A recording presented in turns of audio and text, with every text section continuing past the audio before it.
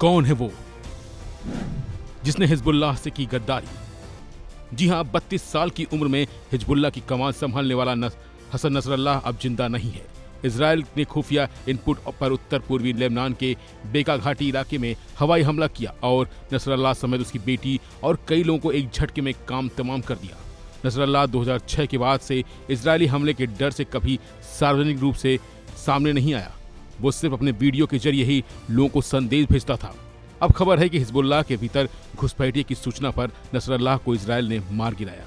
Israel के pager walkie talkie attack, हथियारों के जखीरा का खात्मा और कई हिजबुल्लाह कमांडरों की हत्या इसी खुफिया जानकारी के बाद अंजाम दी गई। इजराइल इस पर पिछले 20 साल से काम कर रहा है और यह इसे अब अंजाम दिया।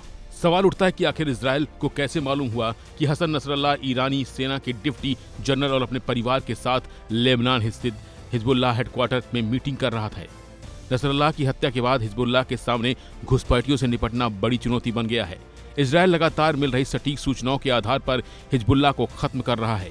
एक हफ्ते के भीतर इजराइल ने हिजबुल्लाह को जिस तरह से तबाह कर दिया वो अपने आप में बड़ी बात है, क्योंकि एक हफ्ते के अंदर इजराइल ने हिजबुल्लाह की कमर तोड़ दी है। वैसे हिजबुल्लाह चीफ नसरल्लाह 17 सितंबर के पेजर विस्फोट के बाद से अधिक सतर्क हो गया था, क्योंकि उसे डर था कि इजराइल उसे मारने की कोशिश करेगा।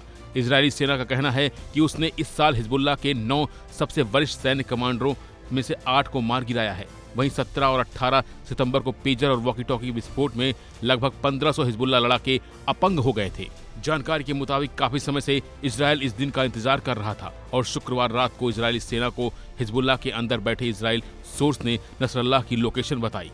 उस वक्त Israeli PM Benjamin Netanyahu New York सम्मेलन के लिए गए हुए थे। नेतन्याहू ने अमेरिका से ही सेना को हमले का ऑर्डर दिया और सेना की लड़ाकू टोली लेबनान में कूच कर दिया। आसमान को चीरते हुए सेना के जवान 18 साल के अंडरग्राउंड नसरल्लाह को मार गिराया। इजराइल के इस ऑपरेशन से पता चलता है कि हिजबुल्लाह के भीतर क्या चल रहा है उसे पूरी जानकारी है।